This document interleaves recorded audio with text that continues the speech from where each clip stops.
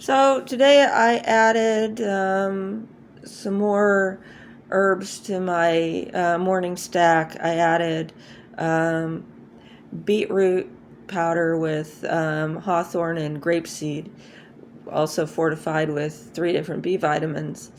I added celery seed extract and tart cherry.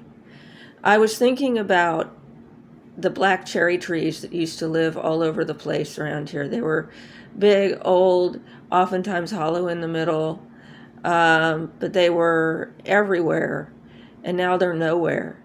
And it was the black cherry. They were a cherry tree.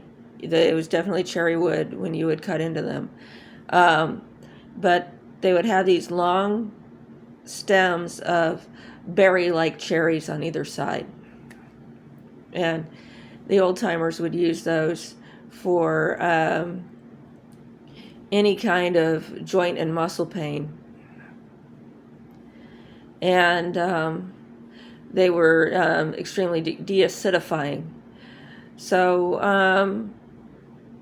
I noticed when I took potassium in the morning that my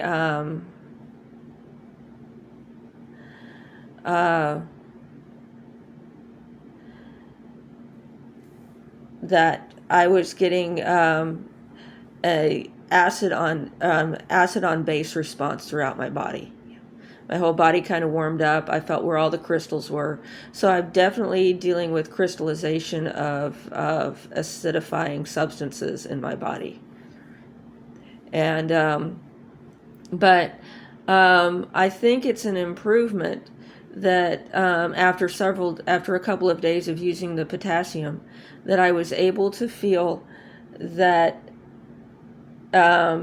what had been a crystallization to the point where it was just indistinguishable pain. Now it felt like, sharp objects and things like that. So it means it's dissolving. And so I think this whip crack substance rapidly acidifies the body very, very rapidly and causes stiffness in the joints and pain in the joints, pain in the muscles, pain in the veins. I was reading about gout and what it does, and like crystallization inside of the veins and blood vessels and everything. And I'm just like, that is really scary stuff, that they would go around and try to induce that in people, saying that it makes them better people. And so I was thinking about the see, I used to work when the minimum wage was like $3.25 an hour, and you break that down, your take home is oftentimes a little less than $25 per shift. And so I used to work that full time, and I think that that's a good way to depreciate the value of people and their assets and the things that things have got a value. The value is assessed by these things can be determined by the king or his delegate, and then that determines how much depreciation you can do to things over the course of 7 generations. Um, and again, if people fail to have that seventh generation, then they are assessed for what their value, what their nature is, what they can be used for. If they turn out to be useless, they aren't released to a good place, they're released to a bad place.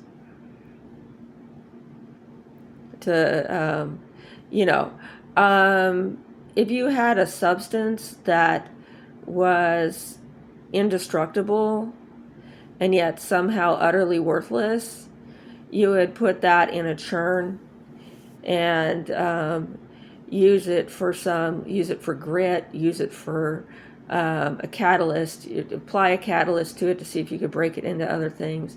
Set it on fire and see how long it burns. Use it to fire a turbine.